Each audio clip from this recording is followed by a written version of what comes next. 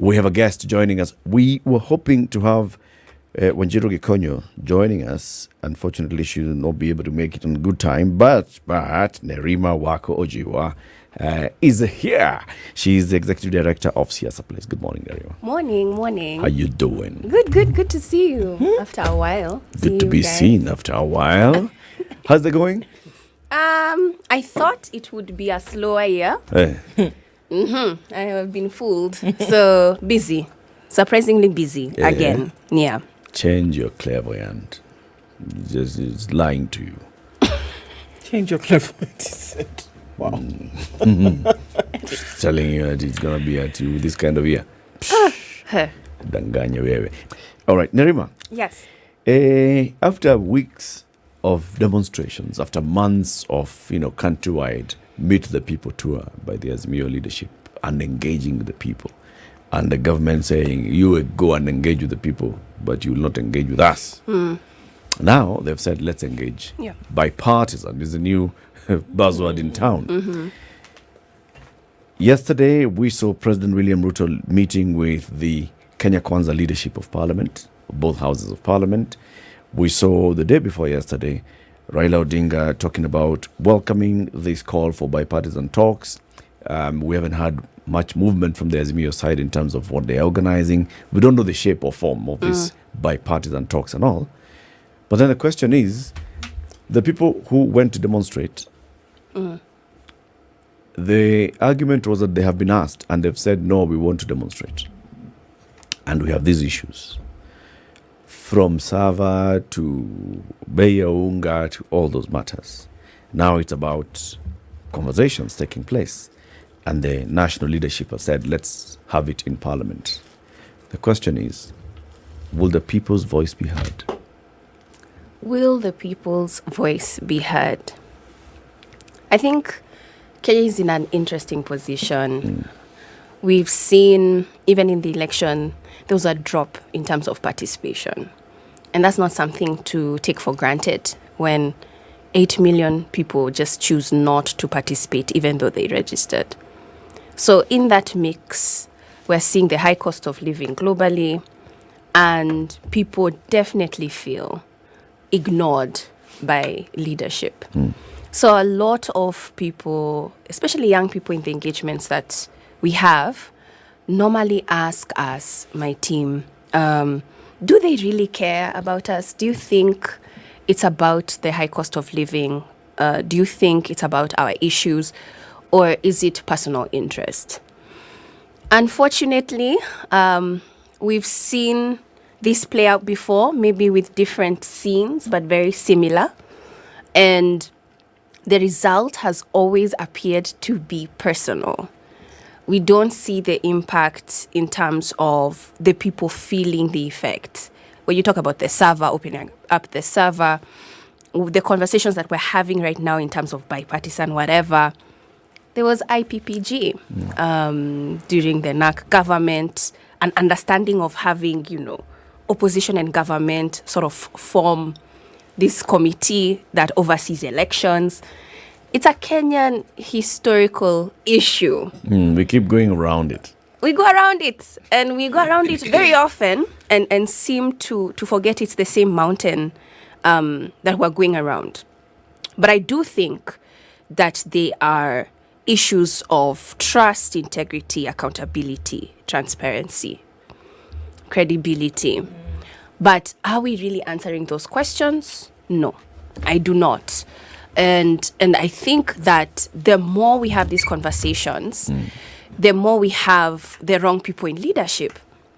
Because as elections continue to get more and more expensive, it becomes politics is do or die, where people will do anything, including taking or getting rid of life for political power. We've lost it. And that would mean only those who have access to wealth or who are greedy enough are able to enter power. Then we completely have removed from the conversation on institutions, independence, process, accountability, because who cares? As long as at the end of the day, you've reached political power. So I think it's about power. I do think it's about interest, because we've already seen conversations have shifted. We are not talking so much about the high cost of living anymore. It's about IBC. In a day. In a day. In 24 hours. We have shifted from the price of unga to fuel to joblessness. We have shifted to IEBC and this selection panel, and it needs to be bipartisan. It's shifted. So for me, that's the Are the response. people ever, just from conversations and engagements that you have, but even from what we can see, because it's very easy to do the triumph call of we the people and for the people, and I represent the people, but are people really front and center then when it comes to this? It's interesting because many a politician also then will say, but it is the people who voted me in. Yeah. Is that not true, though? It is true. That it is people who are voting them in.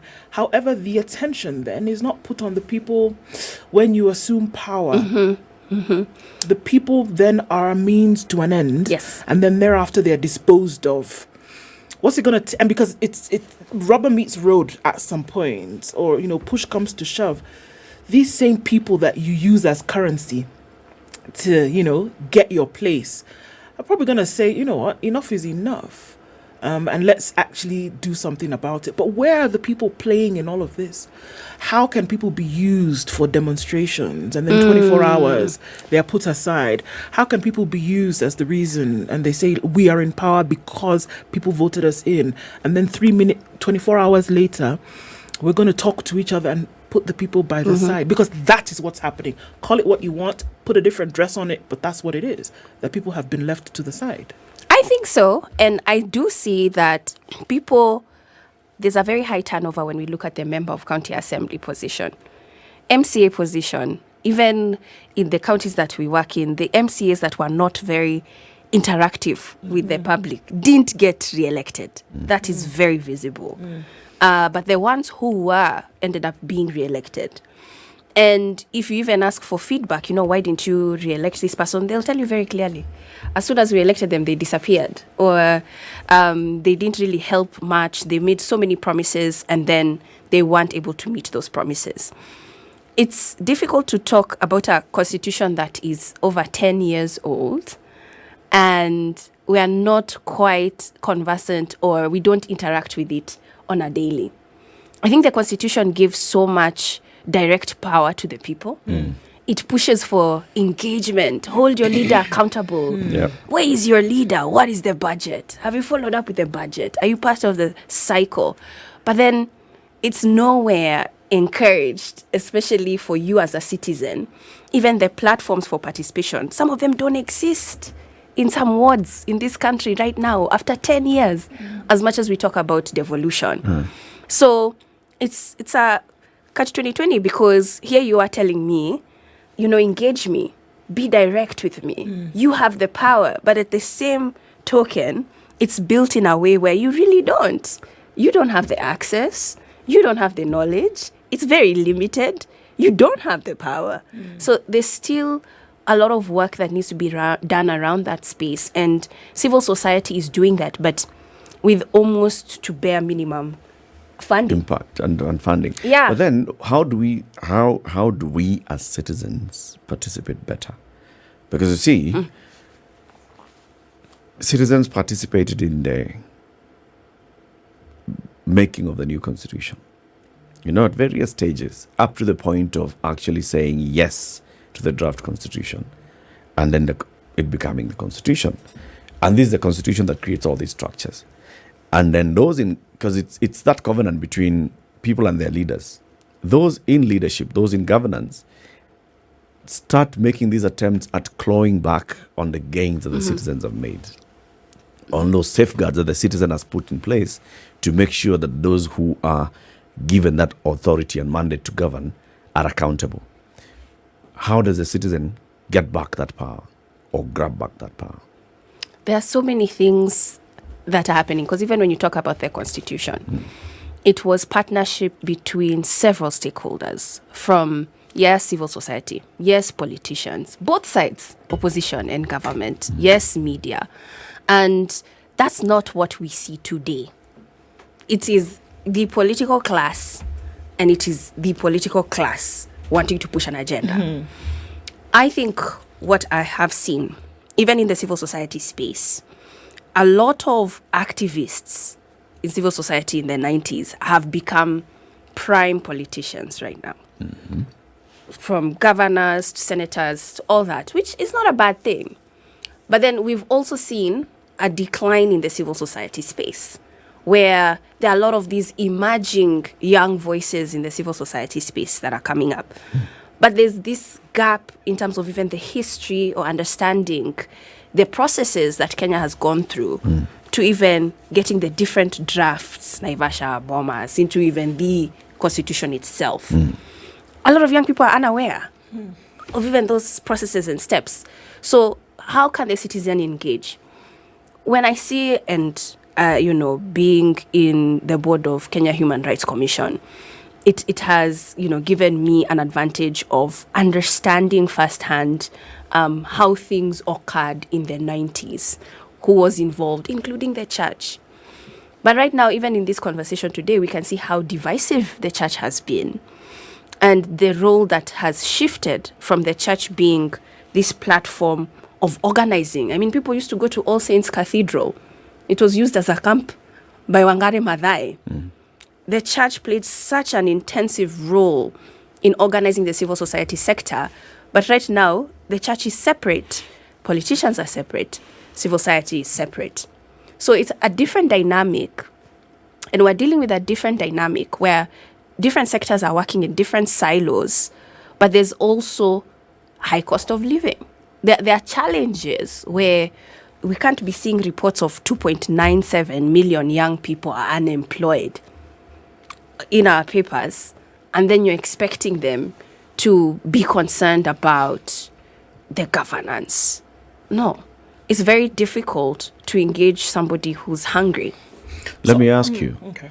the people who were demonstrating, were they demonstrating for the reasons that were being advanced, or were there people who were demonstrating because they genuinely felt that there are issues that need to be addressed? The people who were carrying sufurias, was it just for show, or was it because they actually felt that they needed this issue of cost of living and cost of food being addressed? Even the people who are in the streets with Eric Omondi yesterday, Yeah, there are people in the those streets. people protesting about cost of living, or are they just flower boys and girls for the political conversation?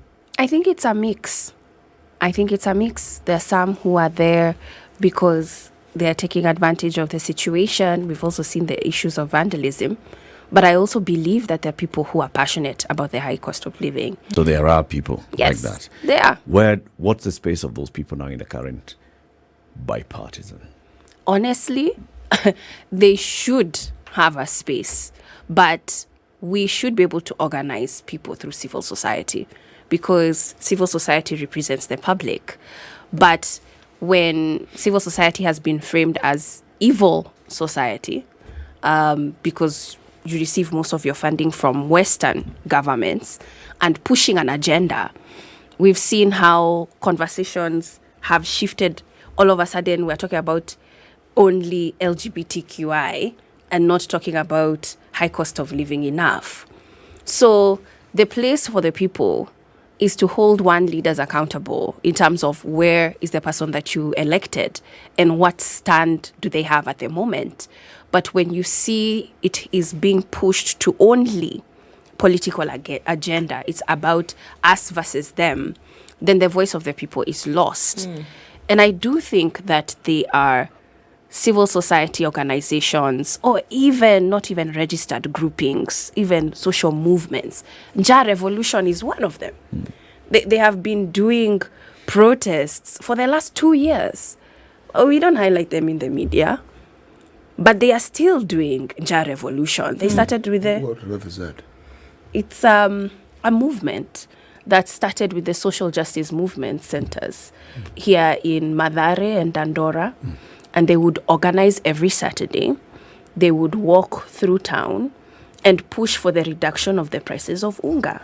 They have been doing that for 2 years. Yeah, Yes. in this country. In this country.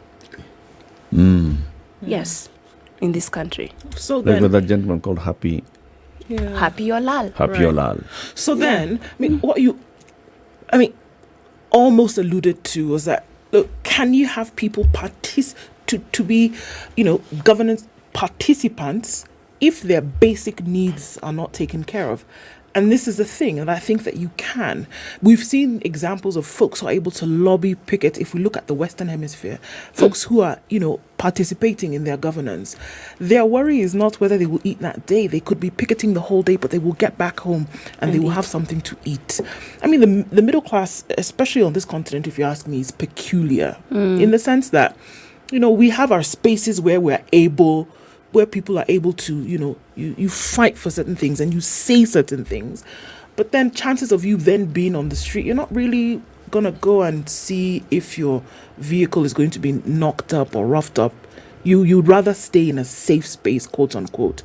So it's seen that activism or Jar revolution is left for the masses, as it were. If we look on the other side of the pond, folks whose 1, 2, 3 have been taken care of are more likely to engage their ward representative and say, hold on, man, this thing you were supposed to have fixed, this is our money, how come you've not done it? Somebody who's out on the beat looking for their daily is not going to be concerned with your MCA today about whether you've done what you said you're going to do. They're concerned about feeding themselves. However, are we then now not saying that one can see the other through? Because if you are so hungry, if you are so jobless, you can actually then begin to engage and say, come on, guys, Change the situation. This has to be different. Yeah. Isn't it? Yeah. But remember, there's a little complication in this when discussing this subject. The 90s were, among other things, about multi-partyism. All those activities brought us the 2010 Constitution. Now, there's this thing about having arrived. You were struggling to get to a point, then you get there. Now, what then are you struggling for when you've actually gotten there? It dampens that movement. Now, the changes that we're talking about now, it's like a renaissance. It's like a renewing of what happened in the 90s, but with the relevance of the 21st century. Because the problems that were fought for in the 90s, one sees them being replicated again. Now. Yep. With a generation that doesn't really know what happened in the 90s. Yep. So for them, it's the first time they're confronting it. And it's them who need to be able to speak loudly so that it is understood what it is that they're facing. Those like myself who were young in the 90s, Eric, believe it or not, this is the thing. Sorry, what? I haven't always been old. Okay, You were not young in the 90s, City. I was young in the 90s. Okay. No, you were a toddler in the 90s. There's a difference. Okay, go on. Young means Those like you who are There was young. a very good point, Eric. Now you're taking us off the point. Trying to pay attention. I'm saying the discussions that we are having have to be made relevant to this day and age, because the moment you have the great agitators who were then actually a mix of those who were in the university, these are aspiring middle-class individuals who got in the middle class and had that same mindset. They get comfortable. They are now grandparents. They think very differently. You are not going to get that person to carry a sufria and walk in the street. No, he did his walking, or she did her walking. They've done it. But it doesn't mean that what they fought for has suddenly disappeared. The problems, not only are they there, they've actually come with a new face. And the problem is not even an external one. It's an internal one, because the war we are now fighting is a mindset that seems to have gripped the entire nation. You have an entire nation of thieves. Everybody is a thief.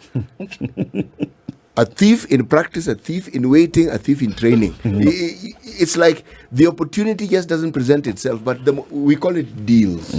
We call it hustling. It's actually theft. And it's something that we see, we label it, and we call it corruption. But when it's that widespread, the word impunity now gains currency because now it's like nobody cares. You've normalized it. Now, that's the threat. So even when you talk about you voting in new leaders, but they have the same mindset. So when they get there, in fact, you don't even need to count. You can predict what the members of parliament will do once they're sworn in. You can predict. You can see it from What's far. one to do? What's You one can- to do? Let's discuss our options after the break. 29 minutes to 8. This is Kenya's biggest conversation. This morning, we are asking ourselves, so what's the role of the citizen in this new bipartisan talks? Okay? So the leaders are going to parliament. They're going to have a conversation. I mean, it's going to be a political settlement. It's a political settlement about IEBC, but about the cost of living, about governance, about proper accountability of leadership. Where do we as citizens voice our opinions and our thoughts on this? This is what we are discussing with Nerima Wako Ojiwa. She is the executive director of Siasa Place. Good morning. This is the Situation Room, the only way to start your day.